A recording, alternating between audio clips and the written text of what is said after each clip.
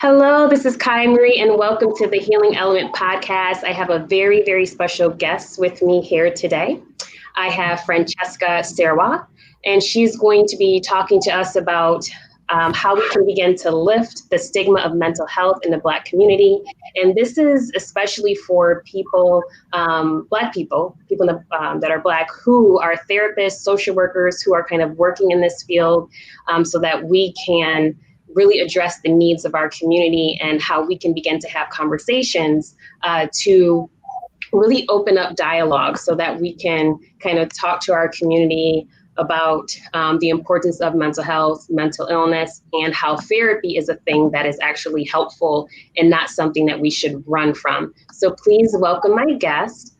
Before we go into having our dialogue tonight, I just want to provide her bio. I had the honor of meeting Francesca on Instagram. Yes. I think that's how we first we started talking from there. And then from there, email, and then from email, then we started to, we had a Zoom chat. And from there, just learning more about her, learning about her story, and also just really getting a sense of her passion for her community. I definitely wanted to bring her onto the platform. And so she was very patient with me with setting all of this up. And so here we are today to have the discussion. To provide her bio, Francesca is a compassionate and empathic social worker. She has been working in the mental health and addiction sector since 2016. Throughout her career, she has recognized a lack of emphasis placed on members of the Black community and the stigma attached to their mental health needs. Francesca started her own private practice that is, in Toronto, Canada, because she believes that the silence attached to normalizing pain and suffering is harming Black communities and its future generations. At Ignite Counseling Services, Francesca is dedicated to working with members of the Black community on breaking the stigma within our current generation and the generations to come with assessing therapy. At Ignite Counseling Services, clients will have access to the necessary support to move forward and heal and no longer experience pain and shame when dealing with their challenges. Thank you so much for being with us tonight. Thanks for having me. I am definitely looking forward to our conversation. I know that we have spoken offline when we did our Zoom chat. And then from that, I was just like, oh my gosh, like we just kind of had a really like a flow conversation, really just understanding your passion to the community. And I was like, I feel you every step of the way. So it was such a blessing to meet you and now to have this opportunity. So now to go to the question part. And again, as I said, this is like a nice little dialogue.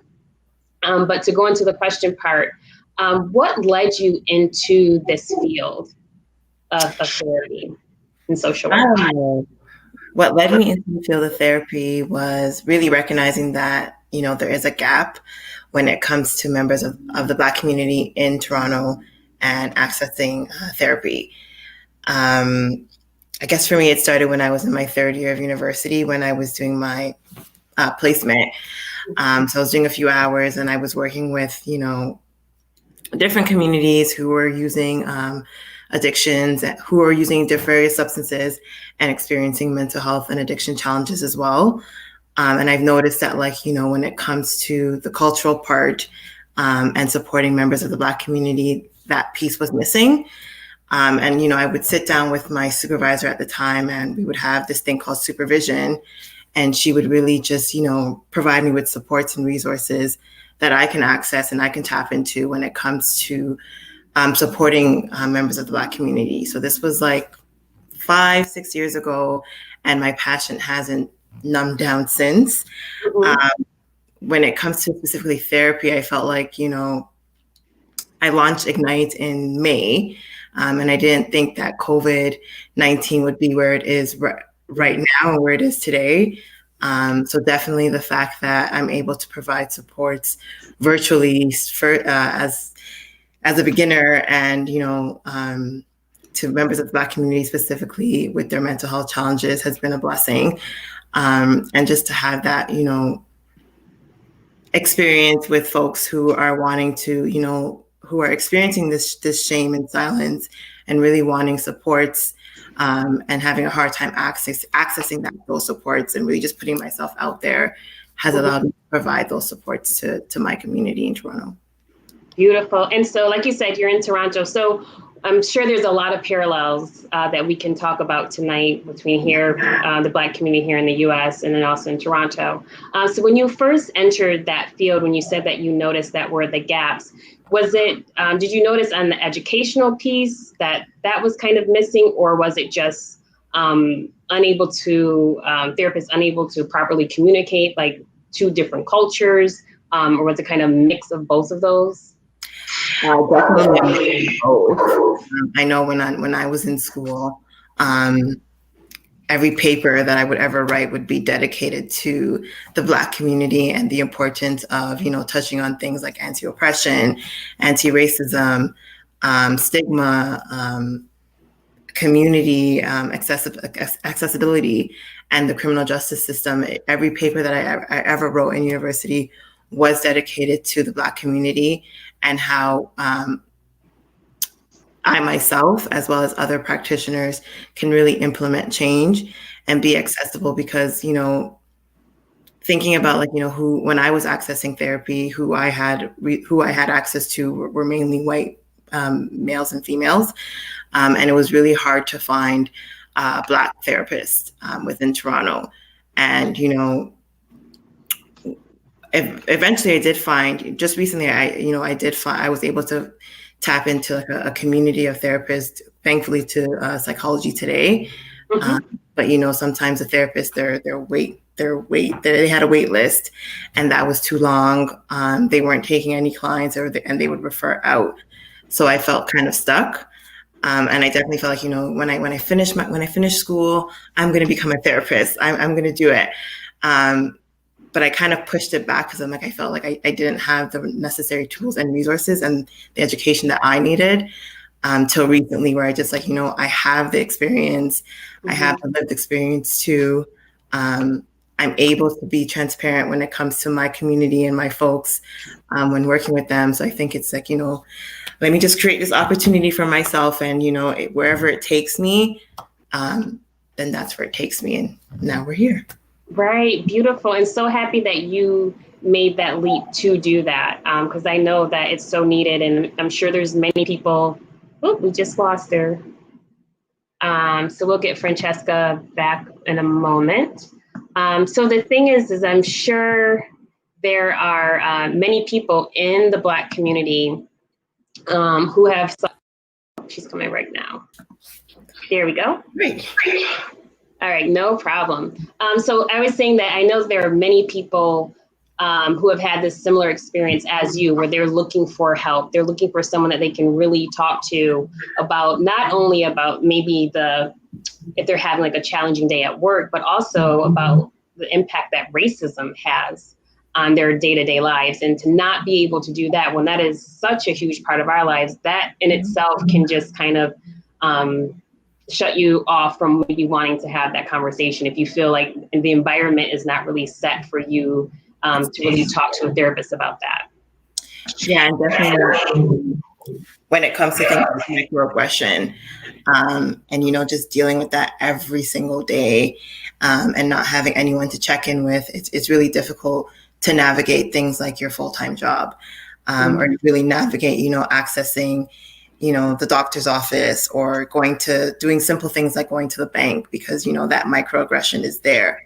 And we have that assumption that folks have that assumption that, as soon as a Black person enters the space, they're going to be acting a certain way. And this is just from my experience and, talking to other folks. Just that, assumption that when a Black person enters into a space, there's going to be an automatic pushback. There's going to be, that angry Black woman stigma, or that automatic assumption that, as soon as a Black man steps into a space, all hands on deck. Or right. If I'm going into the store, it's like, okay, if I have a big purse and I'm a Black person, again, all hands on deck.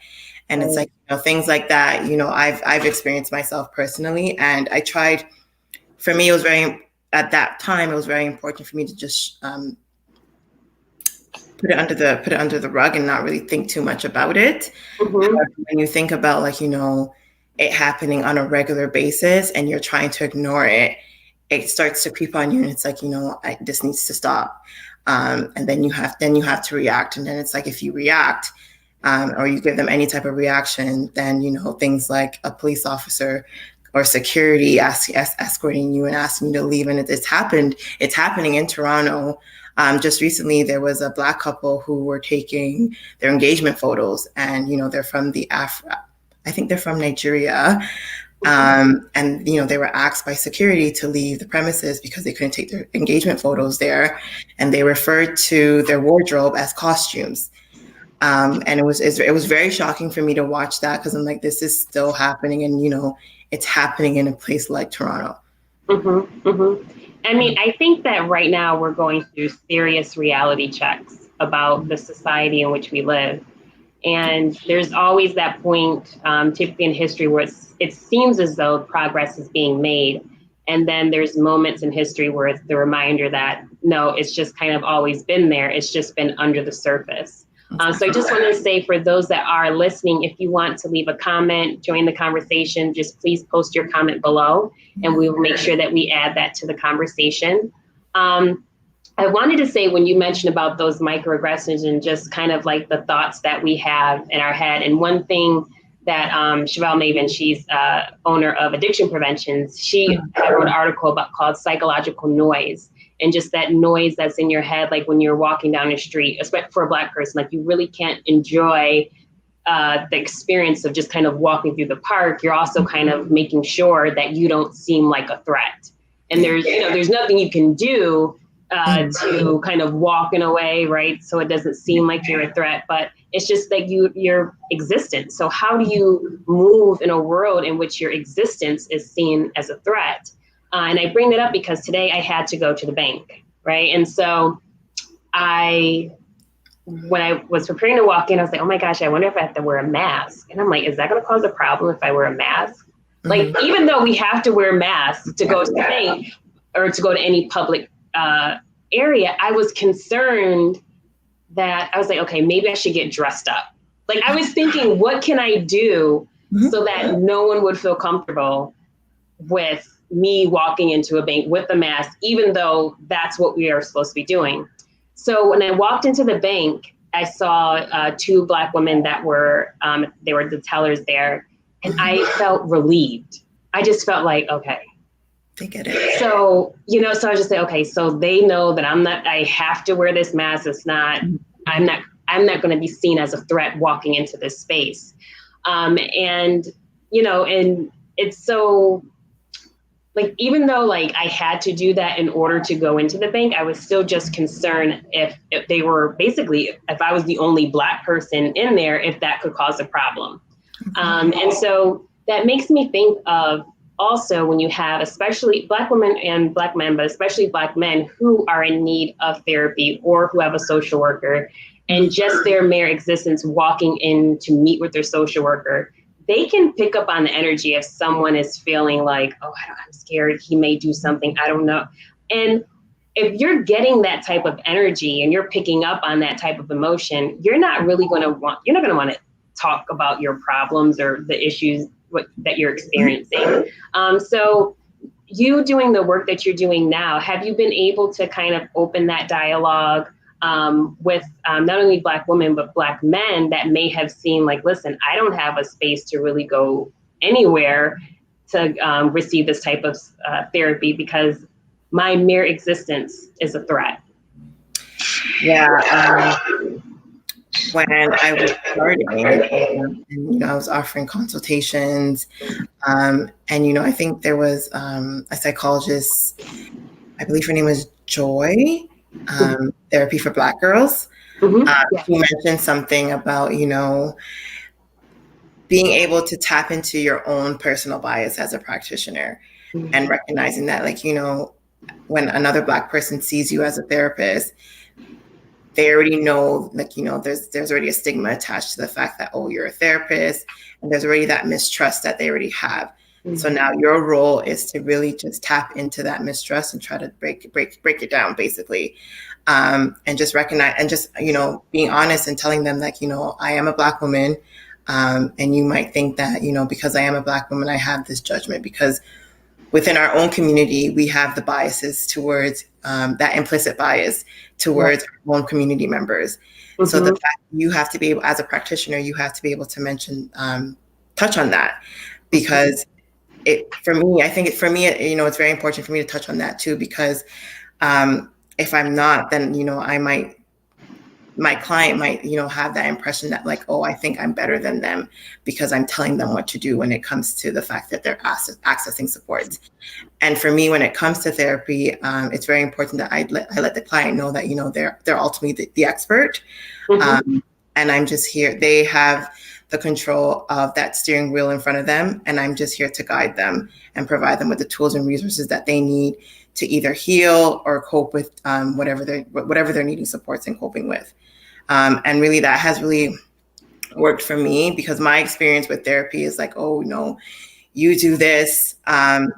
This is how you're going to do your CBT when coping with your anxiety, or you're feeling lonely, so you're going to go into this group and you're going to access this space. But it's like, am I ready to access this space at this point in time? Because, I still have that fear and that shame attached to the fact that I'm dealing with this mental health challenge. So I really think, when Dr. Joy touched on that, mm-hmm. being mindful of the implicit bias that, our own folks have towards, practitioners. And just really tapping in and letting, my clients know whenever needed, that, I'm not here to control your life. I'm not here for you to have that assumption that, I think I'm better than you. And really just addressing that right then and there, so that, I'm able to be transparent in that space with that client and provide them the supports that they need while they're still maintaining their expertise in the end. Beautiful. Yeah, to show them that you are in control. I love that. You're still in control. I'm not here to dictate your life. Mm-hmm. I'm just only here to support you and to kind of help you, encourage you along your path. So what has been some of the serious, I guess, like the most serious challenges that you have experienced with working within our community, with trying to encourage therapy, to have a discussion about mental health? What's been some of the roadblocks that you've been met with? Definitely the pushbacks. The impression that, like, I don't need therapy. I can do this all by myself. I can go through this thing called life all by myself. And I forgot who was talking about it, but I lost my train of thought. But yeah, definitely, the pushback from, community, Black members of the Black community. Just the other day, I was thinking about, like, 30 years ago, I'm turning 30 in January, and really thinking about, when my mom settled in Canada and her experiences. And then, we were just talking randomly the other day about, her experiences with, giving birth to me. And she talked about, the fact that she could have lost her life and how the doctors were being very adamant with her. And she didn't have any supports. She herself was an immigrant. And it made me really reflect and be like, okay, this is still happening today, 30 years. 30 years today, it's still happening where, women are, losing their child and sadly losing their life when it comes to giving birth. I don't know what's happening in the medical system. And, there are articles out there where it's like, there is racism in the medical system. Mm-hmm. Black women are losing their lives when, they're about to be giving birth.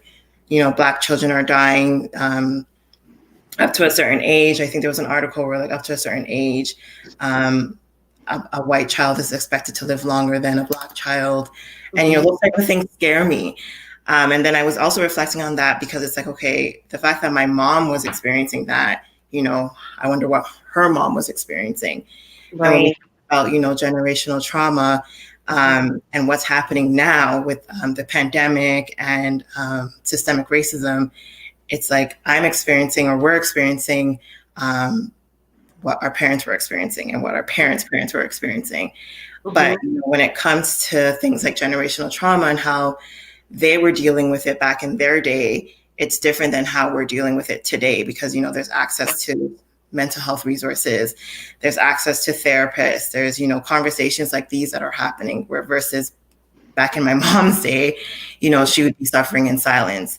And, up until recently, if it wasn't for the resources that I had access to in university, I probably would have been, suffering in silence too, in terms of accessing therapy. So I definitely think that, the fact that resources like this and, Black therapists are really putting themselves out there and saying, there are people that they can go to, people can come to them in terms of dealing with various types of things. It's very, very important, because, our parents didn't have access to these resources, and some oftentimes neither did our parents.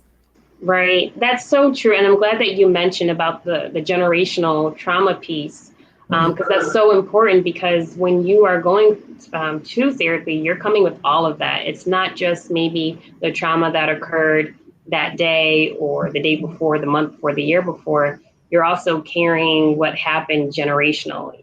And so I know that's one thing that we talked about before when we were doing our Zoom chat, when we were talking about how if you, when a group of people experience trauma and they don't have a way to really go and they don't have access to those services, as you said, many times the people that end up hurting the most, not only the person that experienced the trauma directly, but also the children. And so what could happen is you could find yourself in a generation of just trauma and pain that just continues. Exactly. And it's not, and if you're in that situation, it's not like you can sit down and have a conversation probably with mom or dad, because it's kind of like, this is life, this is what it is, pull yourself up and enough, and keep it moving with the conversation. So I think that's one thing in our community, that I imagine when you're doing that type of work, that counseling, to begin to have that conversation is the trauma that you experience. First of all, and recognizing that it was trauma, because sometimes we don't even recognize what trauma is within our community, because everybody is kind of going through it. So because of that, we don't even think it's abnormal, right? Normal, whatever one term is normal, but it's not an environment that allows for like a healthy, that can help produce healthy outcomes, right? So when you're starting to have those conversations within our community and really helping your clients to understand, well, it looks like you may have experienced trauma, and they could be like, no, it's not. That's a white people. Like, I don't have trauma. I don't experience trauma. So when you have them to start to open up and start to create that dialogue, and as you said, establishing trust with them, how has that conversation been, getting them to recognize that it is trauma? It's okay to admit that was a traumatic experience, and now here's some steps that you can begin your healing journey. Yeah, I definitely feel like, the fact that, like you mentioned, allowing them to admit that, this is what I've experienced is trauma. It doesn't have to be, I think when I was, thinking about trauma, when I was in school, I was thinking about things like, a major accident, or, some sort of sexual assault happening to a female, and them not, being a victim of certain situations. That's what I define trauma as. But then just going through, life experiences, and then, reading different articles and recognizing that, trauma can stem from all avenues. The fact that I'm dealing with things like anxiety, it's like, or I'm dealing with things like lack of communication when it comes to, having a partner. And I'm unable to communicate my feelings to my partner. It's like, okay, where does that stem from? And, things like that, I usually sit down with clients and just ask them open-ended questions about, their experiences and what's really happening for them. Because essentially when a client comes into access therapy, they're wanting to know what's wrong with them. And it's like, there's nothing wrong with you. It's just, what you're experiencing is trauma, or what you're experiencing is, anxiety. So let's have a conversation about why you're experiencing these things, and, provide you with tools and resources that might, help you in terms of dealing with those things. And I think it's very important for me to not, just automatically say, oh, you're dealing with this, but just asking them these open-ended questions about tell me about how you cope with your communication when it comes to your partner or your daughter or your children. Tell me about, how you navigate things when you're doing, when you're going to work, or how does your self-care practice look like? Things like, oftentimes clients tell me well, I go shopping, which I've done. That's my I like to eat. Yeah. And it's like, recognizing that habits like that are not, the answer to what's happening for you. And just providing, gaining access to those tools and resources that might help you and make you feel good internally, and not allow you to say, okay, I'm going to spend X amount of dollars, or I'm going to eat this big tub of ice cream. But then it's going to make me feel good in the moment. However, when I'm done, I'm going to notice that my bank account is lower than what it was, or, I feel so stuffed because I ate so much food or a lot of ice cream. But it's like, self-care is really just hit the nail right on the head with the ice cream. Self-care, giving yourself some self-care practices is just really to make you feel good inside, and not having you regret later on. So really just tapping into what my clients and what their habits are, and just really trying to have an open-end conversation and asking them questions that, and telling them, I will ask you questions that might feel uncomfortable to you. However, if you don't feel like answering them right now, you don't have to. And that's been working for me so far. And just really allowing my client, again, to be the expert of, what they're experiencing and why they're in this space today when it comes to therapy. Right. I think that's so important. I like what you said when you're kind of like looking at relationships, because someone like most of us, right, we won't even realize that there was something traumatic that may have happened in our childhood. Right. But maybe if it is a situation where I've noticed a pattern, or if you're talking to a client, say, they even tell you like, this is my whatever, like fifth marriage or something, or someone that's unable to have like a long lasting relationship, or someone that moves a lot. Maybe they're like, well, within the year I've moved like, half the year I'm moving somewhere else. So in just kind of having that type of dialogue to say, okay, well, why do you think you're moving so much? That really can start to open the door to starting to have a dialogue, instead of just coming out and saying, like you said, like, I think you got some issues going on. Like, it's better just say, okay, what have you noticed about relationships? What have you noticed about your career? Are you happy in your career? And all of that, as you said, that can really open up that type of dialogue and conversation to really get to the heart of the matter that person could be going through. Exactly. Beautiful. So when we look at the stigma, and I think we kind of touched upon it, we talked about generationally what's been going on in the Black community. We talk about racism. So from what you have seen,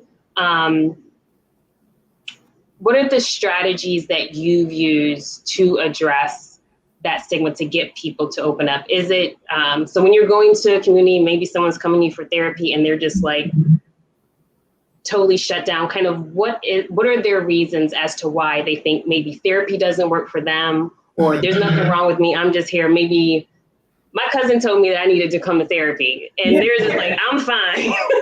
So what do you begin to do to try to break that stigma that they may have about therapy, and even have a conversation about mental illness? That's a loaded one, right? But it happens very frequently, where it's like, we have folks who just think, I don't need therapy, and I think when it comes to from my experience and the work that I've been doing over the years, when we think about mental health and who's accessing those supports, when it comes to members of the Black community, they're usually introduced to the mental health topic to the criminal justice system, where it's like, things are happening for them where they're committing assaults or there's domestic disputes, and it's like, okay, we're going to divert, their charges from the criminal justice system into the mental health system, and they'll deal with their charges like that. So I think, when it comes to that piece, and from the experience, my work experience, it's clear that there's that stigma and there's that shame attached, because when you think about, mental health, it's like, oh, well, I'm not dealing with schizophrenia. I'm not dealing with things in the court. So it's very, the fact when you say, things like, oh, my cousin told me to try therapy, just having that conversation, like, okay, well, what do you want to talk about? And just allowing that open conversation to happen and not asking those closed-ended questions. Asking my client, what do you want to talk about? Or for the past 3 days, what's been sitting on your heart? And just really starting the conversation from there. And what I've noticed since I've started is, like, folks mentioning, like, the pandemic and the systemic racism. It's like we haven't really touched on, their anxiety or, whatever it is that they really want to touch on. So we just start from there. The pandemic, how has it been impacting you in terms of your self-care practices, in terms of work, if you're working, or in terms of how you're coping, whether you have family or children of your own, how you're communicating, if folks are checking in with you, do you feel lonely? What is it that's happening for you? And, how do you want me to support you right now at this time? And then just doing a session, about coping, just different strategies, and, just allowing them to really just make that decision to say, okay, you know what, I want to come in for a next session because maybe I can talk about my anxiety, or I can talk about, that time I had a suicidal ideation, and just really just developing tools and resources for them to say that, when you're experiencing, those thoughts, what's really happening for you? Why is that happening for you? And just really coming up with tools and resources that they can tap into. Right, that's so true. And I mean, when you touched upon so many things with your statement, but one, with this pandemic, and now being in a world where everything is constantly coming at you, right? Like, we live in a 24-hour news cycle. If you don't catch it on the news, you can catch it on Facebook, you can catch it on Instagram, LinkedIn, and I'm probably missing a host of other social media platforms that you can get information. So that's the other thing, like, we're living in this era where you are constantly flooded with information. So if, like, we're not in the era anymore where if you missed the 6 o'clock news, you had to wait till the next day to catch up on it, right? So now, like, that's tough, especially when you're seeing people that look like you that are having all of these type of situations, unfortunately, with many times police officers, or maybe like these white vigilante groups that are attacking people in the Black community. So all of that in the midst of a pandemic, right? That's impacting people not only with their health, but also financially. And then just your day-to-day stressors. So going to seeking therapy, I think, is so necessary just to begin to have a conversation, as you said, about what you're going through.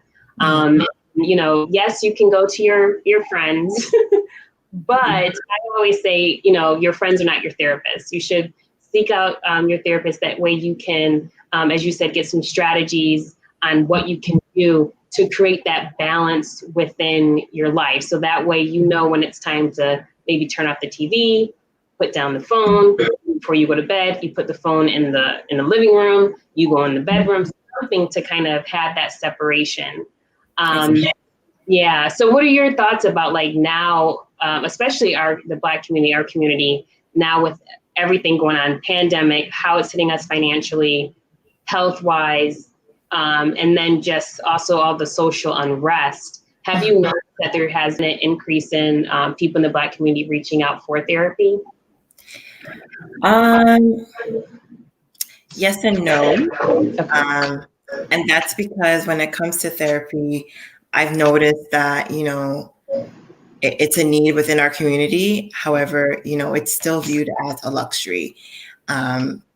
Because there is a cost associated to therapy, and not everyone has access to insurance through their workplace, and not everyone has access to, a couple of, I think it ranges in Toronto about like, 100 to about $200 for therapy. And not everyone has access to that. And, I think when it comes to therapy as well, it's that building that rapport with clients. So, we do recommend that folks see their therapist like every other week, every 2 to 3 weeks, but not everyone has access to that financial piece when it comes to, saying I'm going to pay my therapist, I'm going to set aside $400 for the month to have access to therapy. And for me, there's no stigma on my end in regards to that. And I think there was a post on social media a while ago about saying every Black person needs therapy. But it's like, okay, every Black person needs therapy, but how do we make it accessible for members of the Black community? And I found that, statement very problematic, because it's like, when it comes to members of the Black community, there's so much mistrust. So for that post to say, every Black person needs therapy, yes, I get it. But it's like, at the end of the day, when it comes to accessing therapy, you're accessing therapy because ultimately you are the expert. I can't tell you as a therapist that, like, okay, take my card, you need therapy. I can only put myself out there as a person of support. And you can reach out, it starts off with consultations for me, for my practice. And just really for the individual to decide, okay, whether or not me and you can be a good fit. But ultimately, I definitely feel like, there is a pushback. And there is a pushback because, individual members of the Black community believe that, I don't need therapy, or, that's a white people thing, or there's that financial piece too, where it's like, I can't dish out, $100, $150 for an hour session when I have people to provide for or bills to pay. So I really think that, I wish therapy was free in Ontario, in Toronto, but it's not. And, there is supports out there for Black therapists, and there's fundraisers so that individuals can have access to low cost therapy supports, which I think is amazing. Because like I said in before, it's like we're experiencing things that our parents experience, that our parents experience, but it just looks different because, again, there's access to things like social media, the 6 o'clock news, our own daily experiences at work, or when we access places like the bank or the stores or the grocery store. So it's like, if I don't have the access to the proper tools and resources on how to navigate situations like that, then I'm reacting in a way that, I'm used to. I've seen folks react. I've seen how other folks react to these types of situations. And I'm allowing myself to react to that because I don't have access to other resources that can help me deal with things like, microaggression, or help me deal with things when it comes to my shortcomings with different stressors, or my anger, or my anxiety. And it's like, okay. And when it comes to therapy, I definitely feel like it should be very accessible. However, it's not. And when it comes to, that's why there's things like the social media, when, I make random posts about, like, how to deal with, anxiety on a day-to-day basis, just those like little small things that, someone might need access to. But then again, there's that disclaimer piece too, where it's like, you can take this information, but, I'm not responsible for how you use that information, or whether or not it works for you. I can encourage you, if it doesn't work for you, I can encourage you to, seek therapy supports, or really just do your own research in regards to how you can better manage a certain situation. Right. It's so true. I mean, this service, it should be something that everyone should have access to. And it's sad when people have to make a decision between maybe paying a bill, or going to therapy. And our mental health is so important. So it's so sad when people now, especially right now with everything that's going on, that have to make those hard decisions. So I know that there are different apps that are out there. I have never used one of the apps I don't know if you have any thoughts on the apps that exist for you I think you can kind of look up a therapist and check out therapists. I don't know your thoughts on that. Mm-hmm. But it's tough because there are people that need the services, but unfortunately, because of financial reasons, they're unable to. And even if, at one point, if you were working, you had insurance, great. But with all the reduced hours and layoffs, that is definitely impacting everyone differently.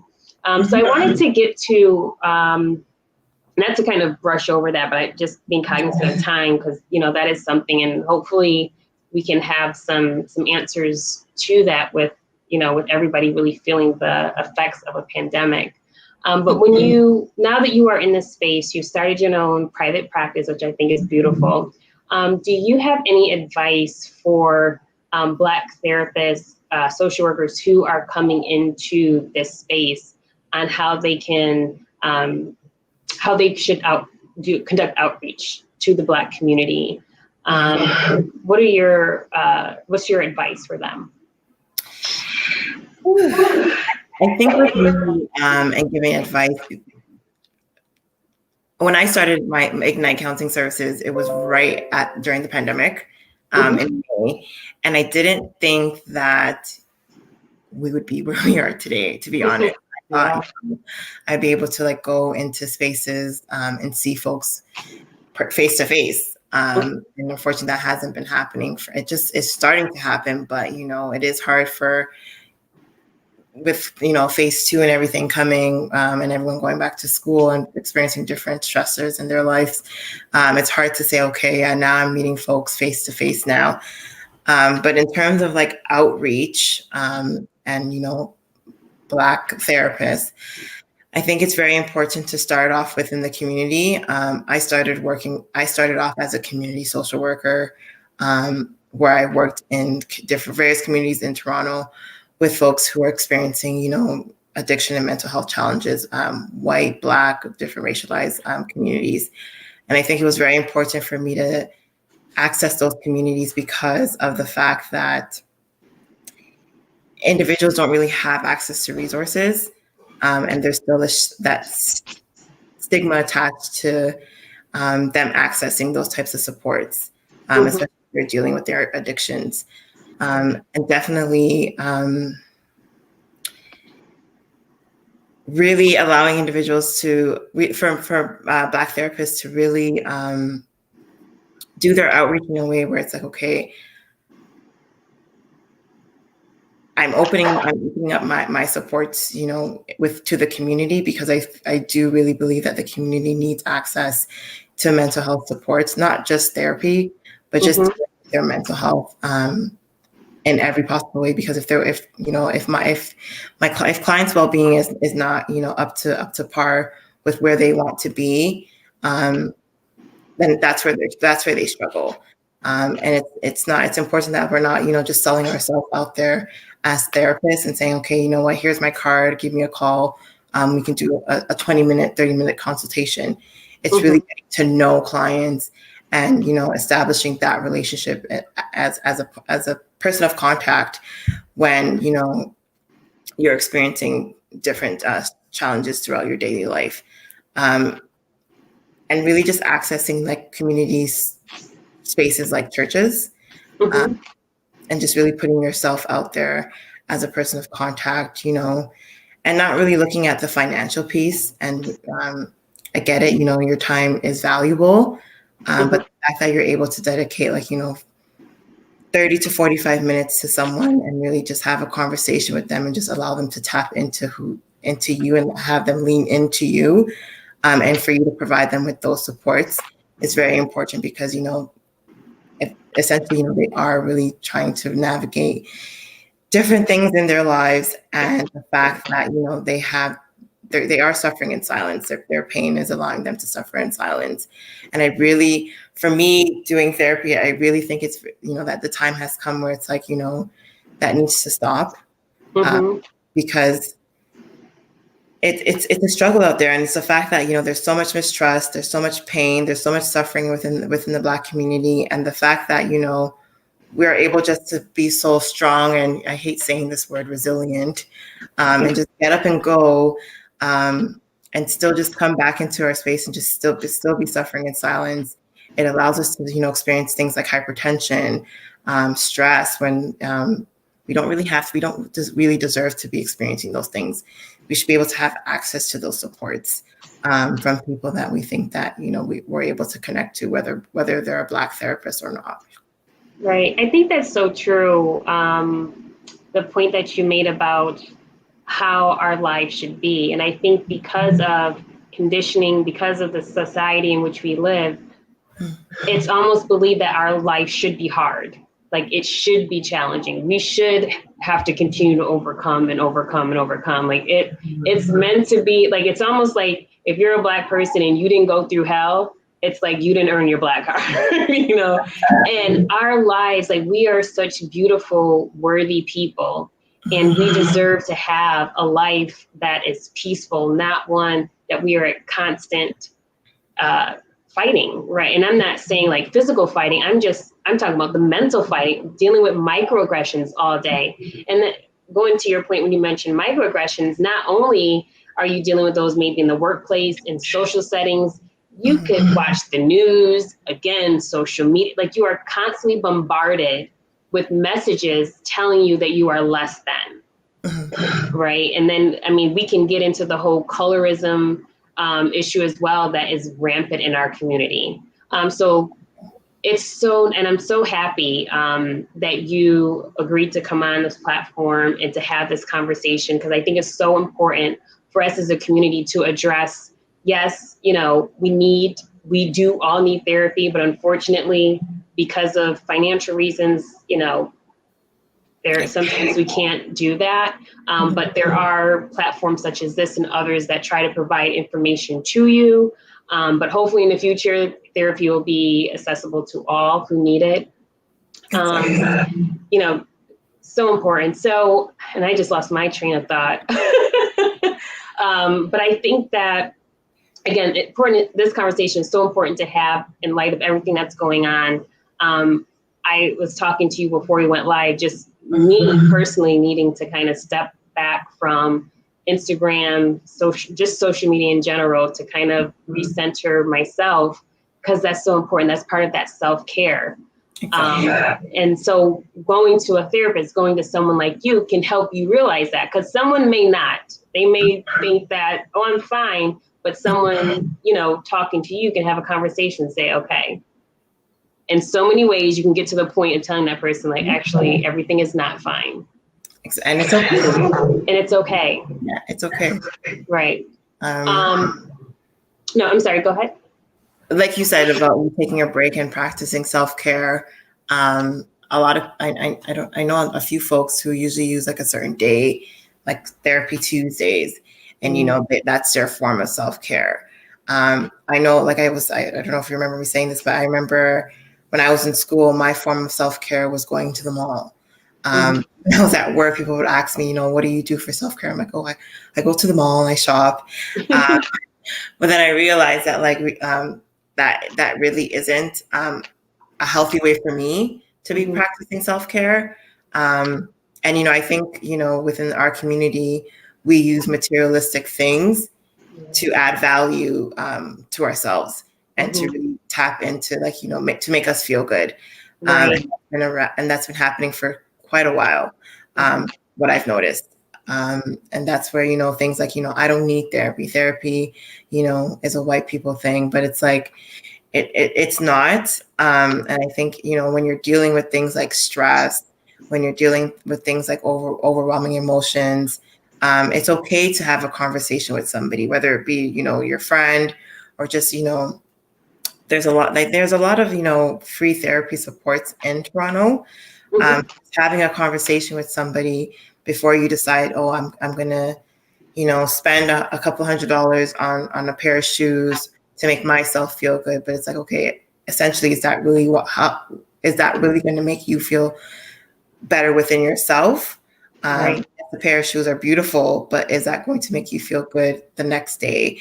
And if it doesn't, how can you really tap in to really practicing self-care for yourself and really just getting to the root of what self-care should look like for you.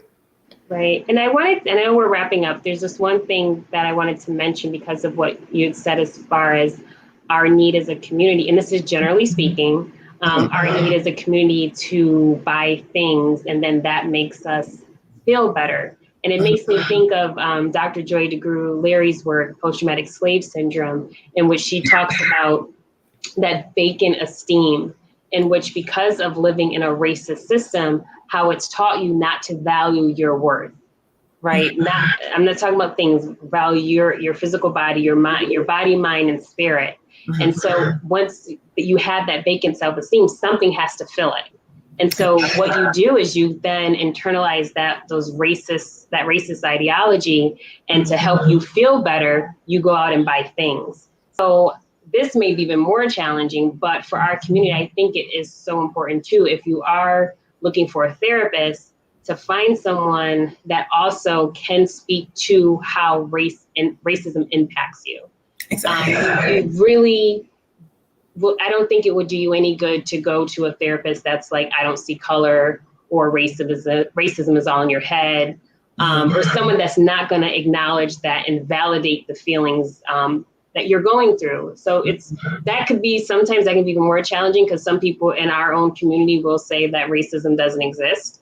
And so that can create another that could be a hiccup, but I think it's important to also have someone, a therapist, that can acknowledge about racism and how that impacts you on a day-to-day basis. To be honest with you, when we had the George Floyd murder that occurred here in the States, and this was the first time that I ever saw, I'm more so on LinkedIn, where I saw people of the Black community, regardless of whatever their position may be, they were posting like, I'm not okay.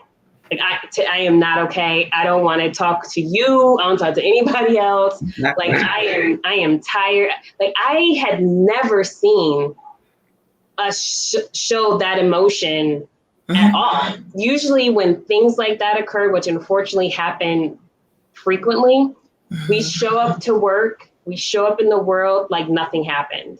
While inside, our heart is broken, because we're thinking that could have been my son, that could have been my husband, my uncle, my father, that could have been my daughter. Like, we're thinking all these things, but we have to show up like everything is fine. And we have to engage and still go through the same microaggressions and everything else, while we just saw another person, get shot or brutally attacked by police officers. I mean, to see that, I was like, hopefully now we are in a space where it is okay, as you said, it's okay to say I'm not okay, but what do we do from there to begin to heal and just to manage our mental health in this type of space?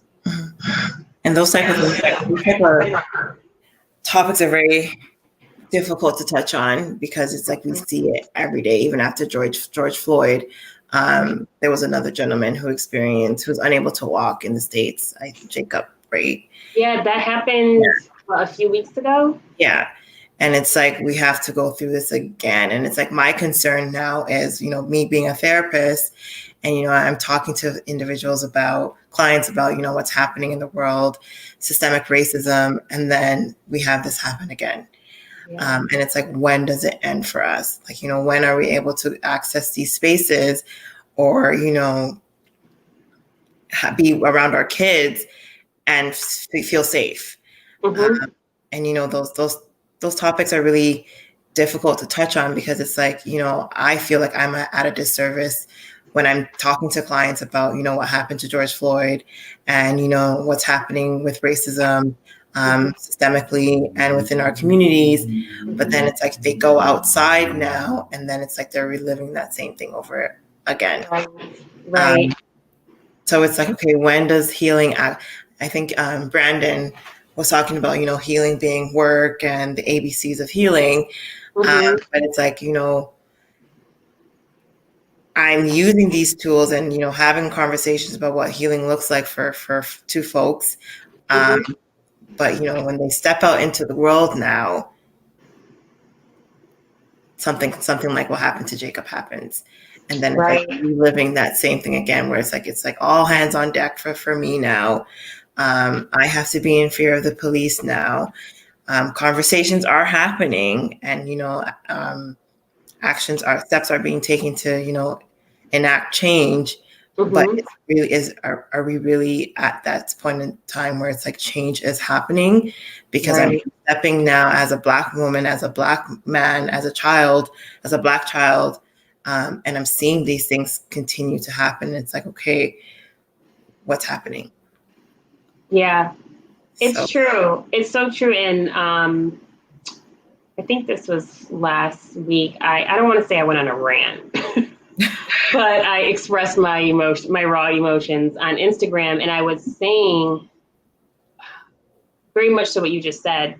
How can we being people in this space of healing, begin to guide people on how they can begin to heal when they keep getting traumatized, right? Because usually it's like, okay, if you are working with someone, right, who has experienced trauma, and we first want to say, okay, now they have acknowledged they've been traumatized. All right, that's the first thing. We've acknowledged that something occurred and it is impacting you. Exactly. Now we want to say, okay, what does your environment look like? How are you? Because if we're going to go on this healing journey, we want to make sure that you are in a safe environment that can help support your healing. Yeah, it's wonderful. I mean, and I think in the video, I tried not to rant. I don't know. I'm thinking back, I might have came across as a rant, but it was like, how can we in spaces like this, like me as a restorative yoga teacher, me as a life experience coach, you as a therapist, how do we begin to help our community heal? And we're talking about, as you mentioned, generational trauma that occurred, the racism that we're experiencing. How do we begin to heal when the trauma continues? Exactly. And then we try to create safe spaces where we can have a dialogue, right? And so we have the dialogue, but as you said, then we got to go right back out into the world. And so it's hard to always kind of like pull yourself up and kind of go out into the world and put your best foot forward when you're constantly seeing what you're seeing, right? So even if you turn off, so okay, no social media, no news for a period of time, that still doesn't mean when you're driving down the street and you see lights flash behind you, that your heart's not gonna beat a little faster, right? That when your son, maybe son goes out, to hang out with friends, you are worried until you hear the keys hit the door. This is real life that we are experiencing. And so it's so important, the work that you are doing in our community, and and people that that consider themselves allies. Like, we as a Black community, we don't have the luxury to not have this conversation. Like, for us, this is literally life and death. And so if you are considering yourself an ally, I encourage you to follow Francesca on her Instagram page, where we'll get all of her information, but really begin to see how can you as an ally impact the way of thinking of people that are in your group. So if you're a white person, like, I want to be an ally, I want to help, learn this is what's impacting the Black community. Now take what you've learned and now go to the white community and say, listen, this is what we need to do to create change. Because we can't just, if we're trying to do that internal healing work, right? But if our environment isn't changing, it's hard. It's hard. It's like, yeah, with me as a therapist, it's, wanting my clients to leave, their session feeling empowered.